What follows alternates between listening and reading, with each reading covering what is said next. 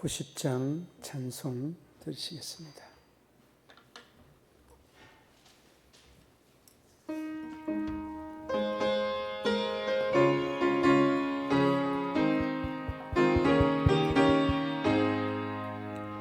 주 예수 내가 알기 전 날 먼저 사랑했네.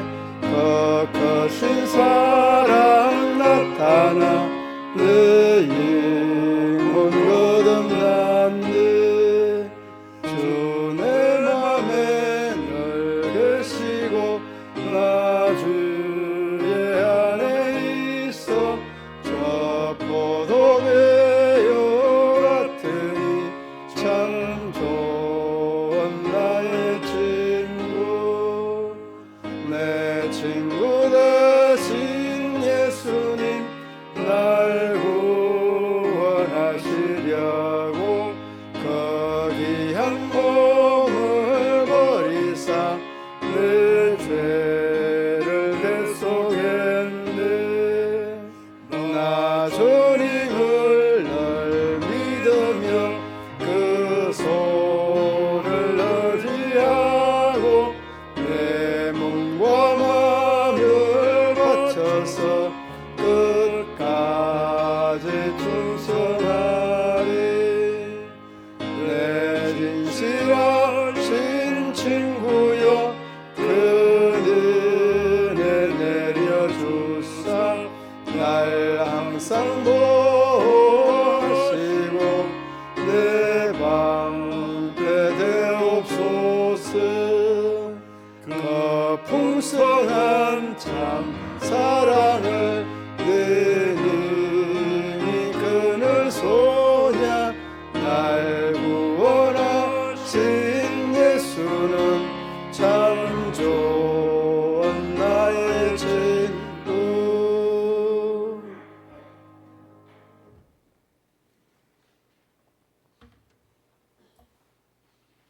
함께 기도하시겠습니다. 사랑하는 하나님, 거룩한 주의 날 오후 예배로 드리게 하심을 감사합니다. 지금 전 세계는 코로나로 말미암아 이곳저곳에서 시끄러움과 어려움이 많이 있습니다. 주님 말씀에 순종하지 못하고 기도하지 못하고 하나 되지 못한 여러 가지 우리의 죄를 회개하며 주님의 얼굴을 구합니다.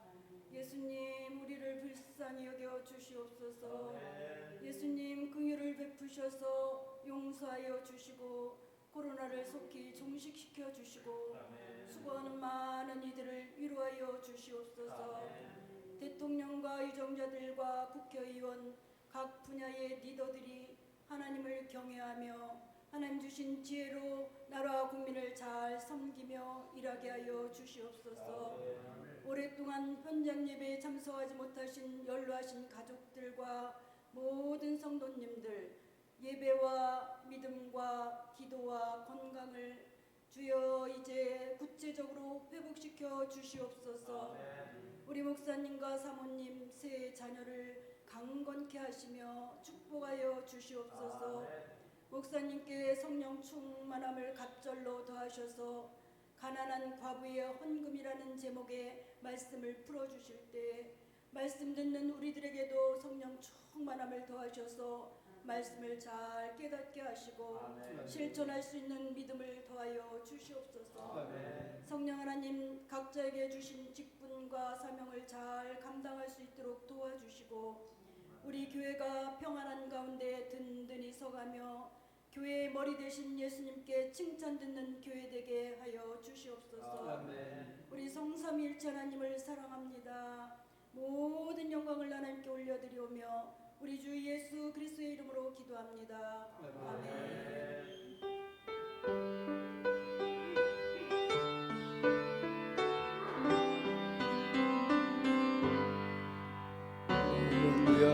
영광을 하나님께,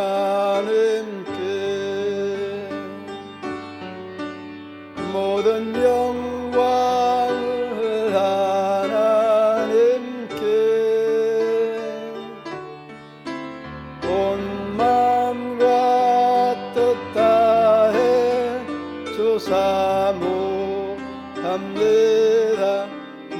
모든 영광을 하나님께.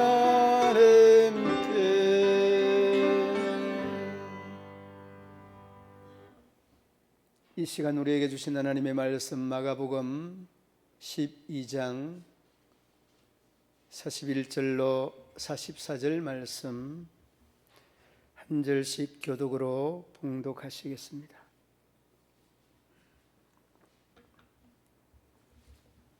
예수께서 헌금함을 대하여 앉으사 무리가 어떻게 헌금함을 돈 넣는가를 보실새 여러 부자는 많이 넣는데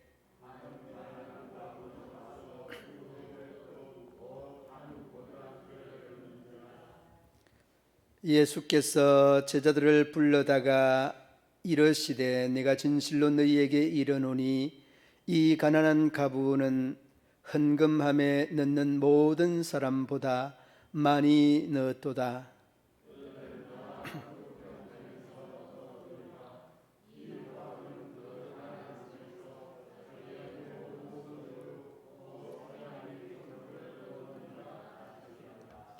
아멘. 우리가 전 시간에 말씀을 나누었던 내용 이후에 그 바로 뒷부분 38절로 40절 말씀, 이 말씀이 이제 건너뛰었고 바로 그 41절로 44절 말씀까지 언급이 되어져 있습니다. 본문이 정해졌습니다. 그런데 이 38절로 40절 말씀은 오늘 이 본문을 설명하면서 아우러서 설명이 가능하기에 이 부분을 뛰어넘어서 오늘 본문 41절로 44절 말씀까지 본문을 정해봤습니다. 제목이 뭐라고 그랬습니까? 가난한 과부의 헌금이다. 그런데 여러분, 이 가난한 과부가 여러분들에게는 어떤 신앙인으로 이렇게 비춰져 옵니까? 한번 대답을 해보시기 바랍니다. 이 과부가 신앙의 영웅으로, 신앙의 모범으로, 아니면은 참 신앙의 덕을 세우는 자로 어떻게 여러분들 느껴지는 느낌이, 이 과부의 헌금을 통해서 느껴지는 느낌이 어떻죠? 생활비 전부를 넣는데 여러분 나름대로 이 과부에 대하여서 생각하는 바가 있을 것 같아요. 어떻습니까? 믿음의 용사 같습니까? 신앙의 덕과 본을 끼치는 사람 같습니까? 어떻습니까? 왜 답변을 안 하십니까? 여러분, 이 내용이 그 전장에도 보면 그렇지만은 오늘 본문에도 그러하고 잘못된 유대교의 희생제물이다 이렇게 생각하면 됩니다. 물론 여러분 어째 보면 우리가 저도 그런 식으로 설교도 몇 번 하기는 했습니다마는 유대교에 대한 희생자가 아니라 정말 이 적게 드렸던 두 렙돈의 한 고드란트 이 드렸던 이 과부의 신앙이 정말 대단한 신앙이다. 여러분 대단한 게 아닙니다. 이 과부가 직면해 있는 이 상황이 어떤 상황인가 하면 우리가 흔히 이야기하는 이 사입이나 이단들로부터 현혹되어져 있는 사람들이 자신의 모든 재산들을 다 바치는 사람 여러분 많이 보셨죠? 바로 그러한 사람과 다르지 않습니다. 그래서 여러분 다른 입장에서 오늘 이 말씀을 좀 조명해 보려고 하는데 바로 본문 바로 앞에 한번 보시기 바랍니다. 38절로 그 40절 말씀에 눈여겨봐야 되는 부분이 뭔가 하면 39절 해당의 높은 자리와 잔치의 윗자리를 좋아하는 누굽니까? 서기관들을 삼가라. 그리고 함께 그 40절 말씀 읽어봅니다. 40절 그들은 과부의 가산을 삼키며 외식으로 길게 기도하는 자니 그 받는 판결이 더욱 중하리라 하시니라. 여러분 여기에서 40절 말씀에 누구의 가산을 삼킨다고 합니까? 가부의 가산을 삼킨다, 그렇게 말합니다. 그런데 그 가부가 누굽니까? 그 가부가 오늘 이 본문에 나오는 가부입니다.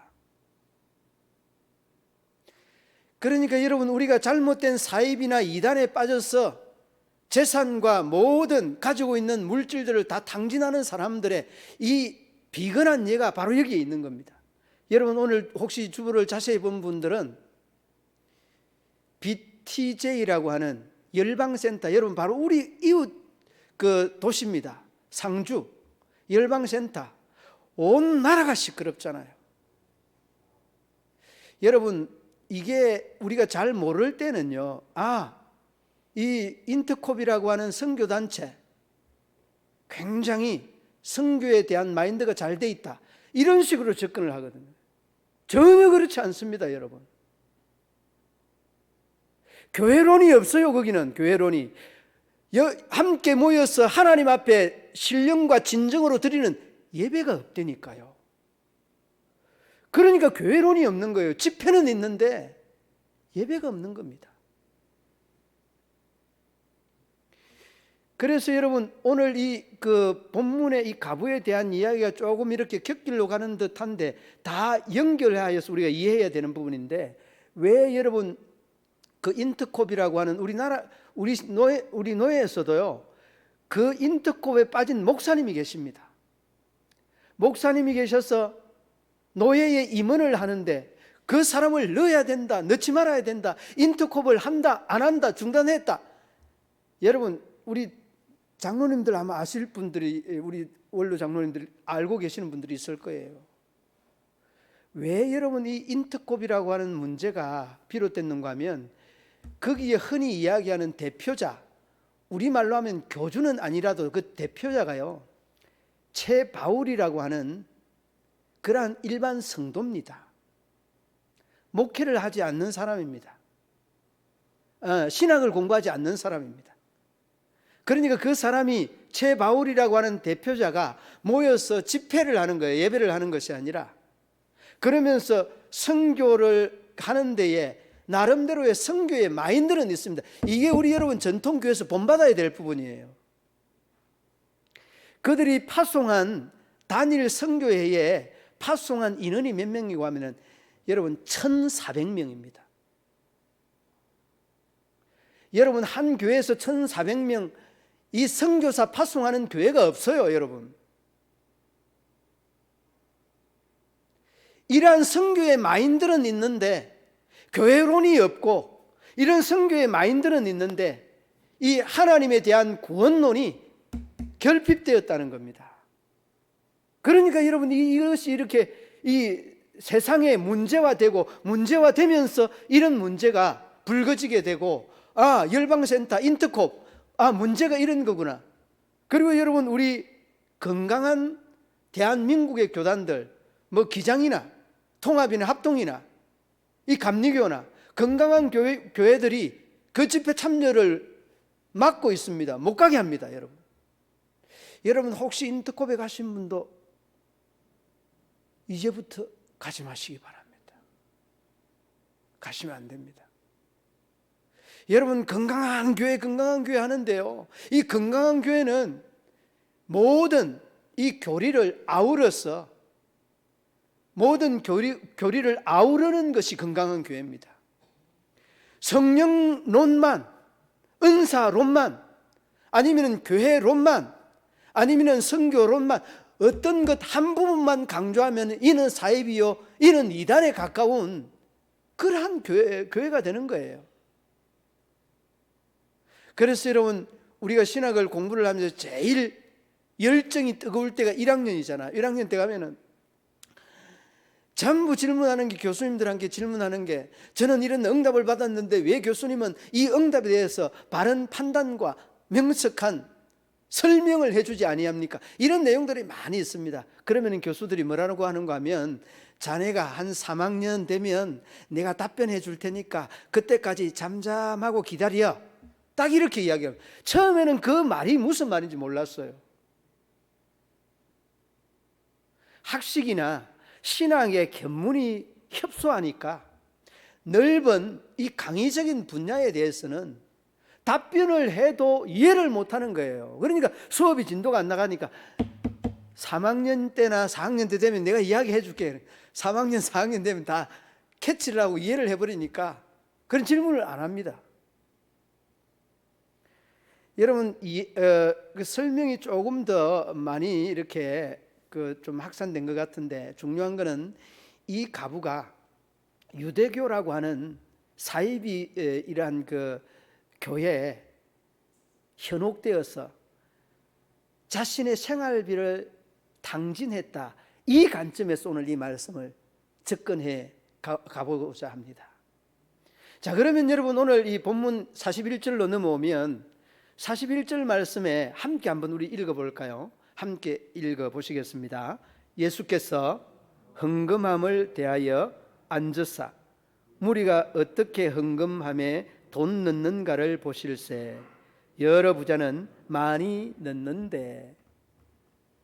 여러분, 여러 부자, 여기서 부자가 누군지 아세요? 바로 그 우리 앞절에 40절 말씀에 나오는 바로 그 서기관들과 바리새인들과 제사장과 예수님을 엄모하기 위하여서 세 가지로 계속해서 유혹했던 그 부류의 사람들이에요. 헌금 넣는 걸 딱 보고 있잖아요. 그리고 예수님은 정확하게 저희들이 뭐 봉투에 넣든지 그냥 안 넣고 봉투에 안 넣고 그냥 돈을 함에 넣든지 그 액수까지도 정확하게 알고 있습니다. 예수님이 누구시니까?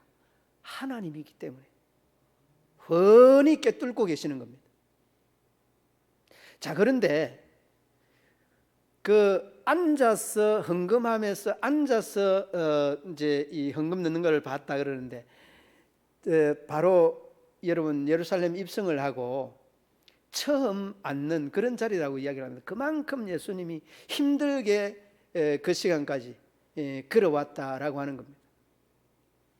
예루살렘 입성할 때에 무화과 나무 저주하고 그 저주하고 난 다음에 계속해서 서기관과 바리새인들로부터 시험을 당하고 책을 잡으려고 하는 이러한 부분들을 계속해서 시험을 당해 왔습니다. 그러면서 뜰에 앉아서 헌금함에 돈 넣는 사람들의 돈을 지켜봤다, 이렇게 이야기 나오는 겁니다. 자, 그리고 난 다음에 여러분 그 뒤로 42절 말씀이죠. 자, 헌금 넣은 내용인데 함께 한번 읽어봅니다. 한 가난한 가부는 와서 2렙돈 한 고드란트를 넣는지라. 아멘.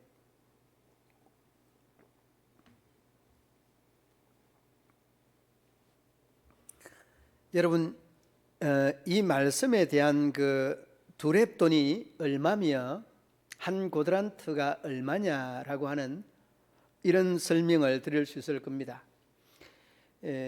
여러분, 한 아사리온 알죠? 아사리온. 이 아사리온에 대한 그 부분들로 설명을 해주면 훨씬 여러분들이 이해하기가 쉬울 것 같은데, 한 아사리온은 그 당시에 하루의 노동자 품삯이다라고 이야기를 합니다. 한 아사리온은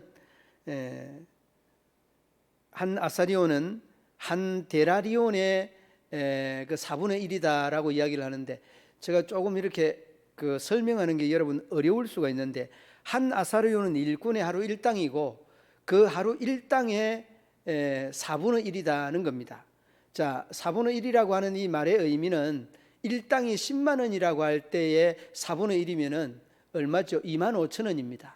그런데 이 가부가 2만 5천 원을 넣은 것이 아니라 그 뒤에 말씀을 드리죠. 한 고드란트를 넣었다. 이 고드란트라고 하는 말이 커트라고 하는 말이고, 이 커트라고 하는 말이 4분의 1이라고 하는 그런 뜻입니다. 그러면 어떤 것들의 4분의 1이냐? 한 아사리온은 한 데나리온의 16분의 1입니다.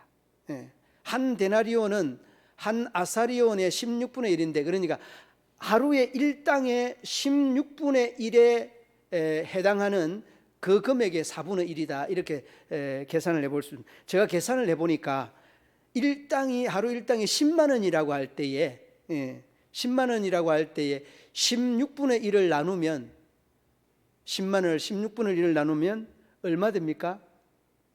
6,250원이 나옵니다. 예, 제가 계산을 해봤어요. 6,250원.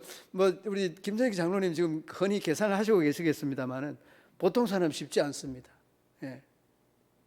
그런데 이 10만 원을 16분의 1로 하면 6,250원인데 이 6,250원의 4분의 1 한 컷더라고 하는 그런 말의 의미가 오늘 이 본문의 내용이에요. 그러면 그 6,250원을 4로 나누면 얼마죠? 예, 1,562원 나옵니다. 그러니까 결국 가부가 헌금함에 돈 넣은 것은 얼마라고요? 1,562원을 넣었다 그 말이에요. 그러니까 하루 일당이 10만 원일 때에 이 내용을 한 거고 8만 원이면 더 줄어듭니다. 예. 물론 여러분 20만 원이면은 뭐 3천 원 조금 넘겠죠. 아무튼 이런 작은 돈을 넣었는데 그 적은 돈이 뭐냐? 생활비 전부를 넣었다는 거예요. 이제는 그 아무것도 없다는 그런 말이에요. 자, 여러분 내가 그 직설적으로 말씀을 제가 물어보겠습니다. 헌금 넣은 그 순간부터 이 가부는 먹을 것이 있습니까? 돈이 있습니까? 아무것도 없습니다. 그러면 굶어야 될 수밖에 없는 상황입니다. 그러니까 여러분 이것이 뭔가 우리가 그 이치적으로 봐도 신앙적으로 봐도 뭐 잘못된 거라는 거죠. 왜 이렇게 잘못된 행위를 했느냐는 것을 되물어 볼 수 있습니다. 바로 오늘 그 40절 말씀 서기관들과 바리새인들의 유혹에 이 사이비 집단 이 유대교에 현혹되어서 생활비 전부를 탕진하는 이런 결과를 낳게 되었다는 것입니다. 여러분 이 부분에 대해서 설명을 더 드리겠습니다만 제가 또 여러분 이렇게 이야기하면 여러분 또 우리 목사님 좀 이 사이비 같은데 할 수도 있는데 그렇지 않습니다. 여러분 제가 다 이 그 주석학자들의 견해를 다 종합을 하고 해서 말씀을 드리는 겁니다. 자, 그러면 우리가 하나 더 기억해야 되는 것은 예수님은 이 상황을 예수님의 제자들을 불러서 예수님께서 그 제자들에게 말씀하고 있는 이러한 내용입니다. 이 본문의 내용이 바로 그러한 내용이고 또 이 가부가 드렸던 이런 헌금의 상징적 의미 또한 그렇다는 것을 어렵지 않게 알 수 있습니다. 자, 그리고 난 다음에 함께 43절 말씀 함께 읽어 보시겠습니다. 43절 예수께서 제자들을 불러다가 이르시되 내가 진실로 너희에게 이르노니 이 가난한 가부는 헌금함에 넣는 모든 사람보다 많이 넣었도다. 아멘. 그러니까 이제 뭐 이 헌금의 액수로 넣는 것이 아니라 남아 있는 이러한 물질을 대비시켜서 말씀하는 것입니다. 예. 그러니까 생활비도 없이 전부 다 포기를 하고 드린 사람은 이 가부밖에 없다는 것. 그리고 여러분 이 말씀이 우리가 흔히 설교를 들을 때 중심이 되고 핵심이 되는 겁니다. 예. 모든 것을 드렸다. 예. 생활비 전부 다 드렸다. 이것이 여러분 우리가 설교의 핵심적인 그런 주제로 선포될 때가 많이 있습니다. 그런데 여러분 우리가 잊지 말아야 되는 것은 이 44절 말씀에 보면 그들은 다 풍족한 중에 넣었거니와 이 가부는 그 가난한 중에 자기의 모든 소유 생활비 전부를 넣었다라고 말씀합니다. 생활비 전부를 넣었다는 것이 그 핵심적인 내용입니다. 그런데 여러분 왜 제가 이 유대교의 사이비적인 이러한 교리에 믿음의 영웅이 아닌 신앙의 희생자라는 말을 이 가부에 빗대서 말씀을 했을까요? 그만한 이유가 있습니다. 바로 여러분 오늘 이 말씀이 끝나고 바로 이 13장 보시기 바랍니다. 이 마가복음 13장 1절 말씀에 보면 이렇게 말합니다. 2절 말씀에 보면 이렇게 말씀합니다. 1절과 2절이 연결되는 말씀인데 예수께서 이르시되 내가 이 큰 건물들을 보느냐 돌 하나도 돌 위에 남지 않고 다 무너뜨리리라 하시니라. 여러분, 성전에 대한 심판은 그 당시에 이 성전의 지도자들에 대한 심판을 상징적으로 포함하고 있는 부분입니다. 여러분, 예수님이 예루살렘 입성할 때 어땠습니까? 불과 여러분 우리가 전장에서 다 봤던 말씀이에요. 어떠했습니까? 예수님께서 뭘 만든다고 했습니까? 강도에 뭘 만든다고 그랬어요? 강도의 소굴, 강도의 구리를 만든다고 그랬지 않습니까? 누가 그런 그 소굴을 만든다고 했습니까? 바로 제사장과 서기관과 바리새인들, 이들 아닙니까, 이들. 그러니까 여러분, 성전되게 하는 그 멤버들이 이미 다 썩어 있다는 겁니다. 그러니까 하나님께서 이 성전을 돌 위에 돌 하나도 남기지 아니하고 내가 반드시 심판하겠다, 이 말씀을 하신 겁니다. 그리고 여러분, 예루살렘에 입성을 하고 이 날짜가 한 셋째 정도 날짜 정도 돼요. 입성을 하고. 그러니까 불과 이제 며칠 있지 않으면 예수님 십자가에 못 박히실 그런 상황이에요. 여러분, 똑바로 인지해야 되고 이해해야 될 부분이 오늘 여기서, 이 과부가 정말 유대인들의 이 유대 종교의 희생자들이구나 하는 것을 여러분이 인지할 수 있는 것은 이미 성전에 들어올 때부터 비둘기 파는 상을 엎고 만민이 기도하는 집을 너희들은 강도의 소굴 만든다. 그러니까 이 강도의 소굴 중에 그 대빵 그 강도가 누굽니까? 그 제사장, 그 바리새인, 그 서기관, 그 사두개인, 다 같은 족속 아닙니까? 그러니까 성전을 하나님이 심판한다는 것은 그들 유대인들에 대한 심판을 말씀하는 내용이에요. 그래서 여러분, 우리가 잘못된 종교에 들어가게 되면 정말 비참한 결과가 초래되고, 비참한 결과가 초래된다는 것은 우리에 대한 사전에 이 신앙의 식견이나 지식이 부족하였다는 것들을 단적으로 잘 말해주고 있는 대목입니다. 그러니까 이 가부에 대한 이 부분들을 믿음의 영웅이 아니라, 믿음의 정말 롤 모델이 아니라,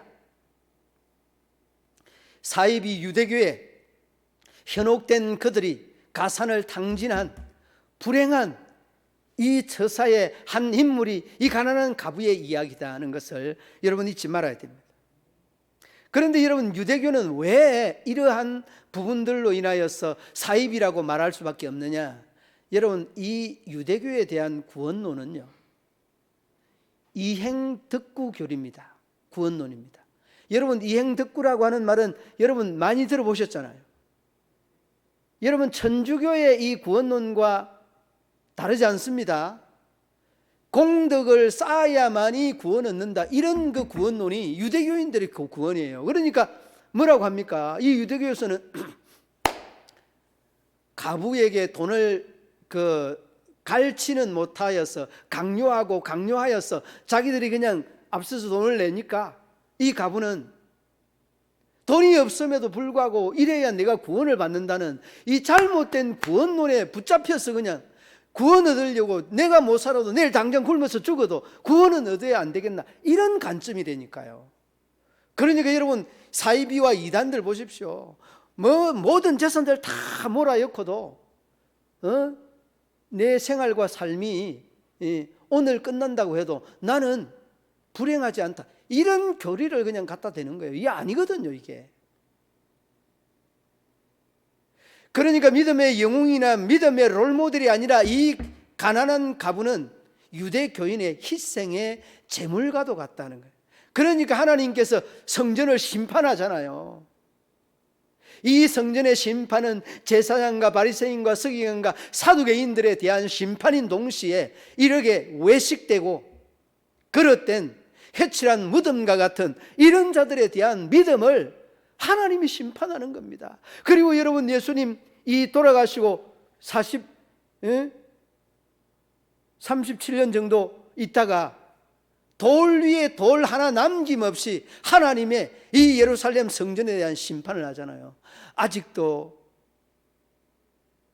재건하지 못하지 않습니까? 여러분, 이 의미는 우리에게 던지는 메시지가 굉장히 심오한 뜻을 담고 있는 겁니다. 그러므로 여러분, 유대교에 대한 이행덕구의 구원론이나 이 천주교에 대한 공덕축적설, 이 공덕축적설이라고 하는 것이 좋은 일, 착한 일 하면은 그것이 계속해서 누적되고 축적되어서 구원을 이루어 간다는 이런 교리인데 성경적이지 않습니다. 우리는 어떻습니까? 우리 교단의 교리나 우리 개신교의 건강한 교회들은 은혜의 교리입니다. 너희가 그 은혜에 의하여, 하나님의 은혜에 의하여 믿음으로 말미암아 구원을 얻었다, 이 교리입니다. 이게 여러분 우리가 건강한 믿음의 공동체원들이 가져야 되는 신앙간 믿음간인 것입니다. 그러니까 여러분, 우리가 없는데도 힘들게 어렵게 하는 것 좋죠. 이게 우리가 성금의 정신은 돼야 되는 것은 맞는 말씀이에요. 그러나 그 바탕에서 흐르고 있는 진정한 이 의미적 내용을 제가 접근하고 있는 겁니다. 하나님께서 성전을 심판하고 그 성전의 주 멤버들, 제사장, 바리새인, 서기관, 사두개인들, 이들에 대한 심판은 곧 저들의 강도의 소굴을 만드는 저들에 대한 심판이다는 것입니다. 그러므로 여러분, 이제는 제가 이 신앙의 롤 모델, 본이 되고 모범되는 이 가부에 대한 의미가 아닌 이 제사장들에 대한 심판, 성전에 대한 심판의 의미로 이 가부는 사이비 집단, 유대교에 대한 희생제물이라는 것을 어렵지 않게 우리가 추적해 볼 수 있게 되어집니다. 사랑하는 믿음의 성도들 여러분, 그렇습니다. 우리가 선교활동이나 헌금 또한 봉사나 여러 갖가지 하나님에게 하는 것들은 다 하나님을 위해서 하는 겁니다. 또 하나님을 위해서 해야 됩니다. 하지만 신앙의 그릇된 부분들이나 이단과 사이비에 현혹되었어. 다 그렇습니다. 여러분 한번 보십시오. 예? 통일교나 구원파나 뭐 시온재단이나 이런저런 사이비 교단들 특징이 뭡니까? 다 그냥 갖다 바치는 거 아니에요. 그러니까 이런 것들은 여러분 우리가 식견이 조금 짧은 분들은 그냥 넘어갑니다. 성경 말씀이네. 성경 말씀은 하나님의 말씀이네. 하나님의 말씀은 우리가 들어야 하네. 예. 이러한 부분들이 성경을 통하여서 제일 많이 이단과 제일 많이 사이비가 많다는 이야기들을 하게 되는 배경이기도 합니다. 그렇습니다. 유대교는 사이비 종교입니다. 우리와 맞지 않습니다. 그리고 그러한 희생의 제물이 된 것이 오늘 본문의 이 가난한 가부의 모습이었습니다. 그렇습니다. 우리의 이 구원론은 하나님의 은혜에 있고 그 은혜가 아니면 우리는 구원받을 수 없다는 분명한 교리가 있습니다. 이 교리가 아무것도 아닌 것 같지만 굉장한 교리입니다. 그리고 아무것도 아닌 것 같이 느껴질지는 모르지만 이 사건이 굉장한 사건이라는 것을 여러분이 한순간도 잊지 마시기를 바라고, 정말 가난한 가부처럼 마음가짐을 가질진데 정말 그릇되고 잘못된 이 교리나 또한 교단에 속하여서 드리는 것이 아니라 정말 신앙의 고백으로 드려지고 또 신앙의 고백으로 아름다운 덕과 모범이 되는 그런 삶으로 성화되어지는 믿음의 성도들 되시기를 우리 주님의 이름으로 축원합니다. 하나님 아버지 은혜와 사랑을 감사합니다. 미련하기 이를 데 없는 저희들을 부르시고 택하여서 그 하나님의 은혜로 값없이 구원 얻은 아름다운 이 역사를 날마다 순간마다 고백해 됨을 감사합니다. 우리 모든 믿음의 성도들 날마다 순간마다 주님께서 불꽃 같은 눈동자로 지켜주시고 정말 사입이나 이단의 희생제물이 아닌 이 정통교회의 아름다운 믿음의 성도들로서 힘있게 용기있게 능력있게 저희들의 믿음의 신앙을 날마다 싸워가기에 부족함이 없도록 은혜를 덧입혀 주옵소서. 하나님의 은혜가 우리 온 성도들 위해 날마다 순간마다 머물러 있기를 간절히 바라오며 예수님 이름으로 기도드리옵나이다. 아멘. 93장 찬송하시겠습니다.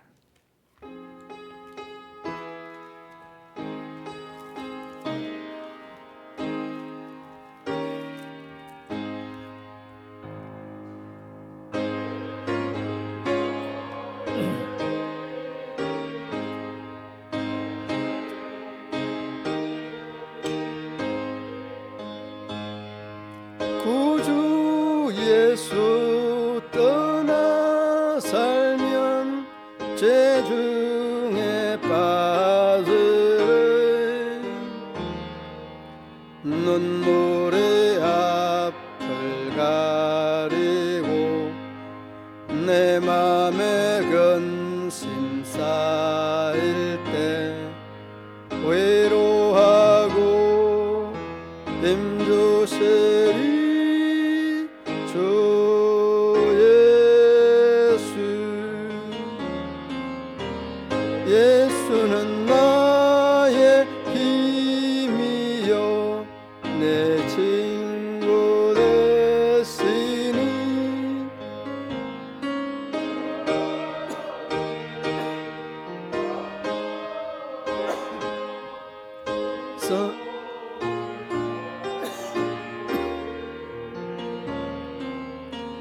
햇빛과 비를 주시니 주수할 곳이 많도다. 귀한 열매 주시느니 주 예수.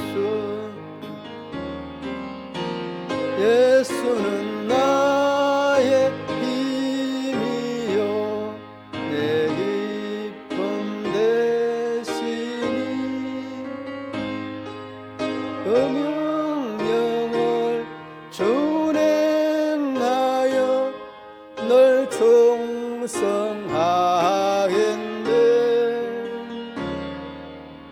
주야로 보호하시며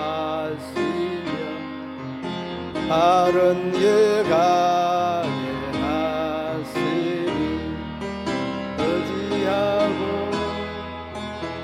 따라가리 주 예수. 예수는 나의 힘이요 내 소망 되시니 이 세상을 떠나갈 때 곧 영생 얻으래. 한없는 복을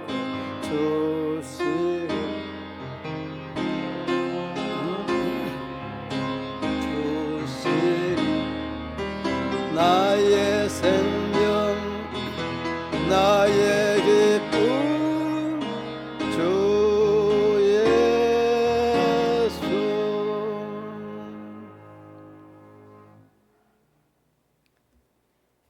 교회 소식 오전에 강고 드렸던 내용 참고해 주시고 오늘 2시 찬양 예배 마치고 난 다음에 우리 당회원들 정기당에 모이겠습니다. 바로 당에 모일 수 있도록 장로님들 협조해 주시기 바랍니다. 전후 좌우에 인사 나누시겠습니다.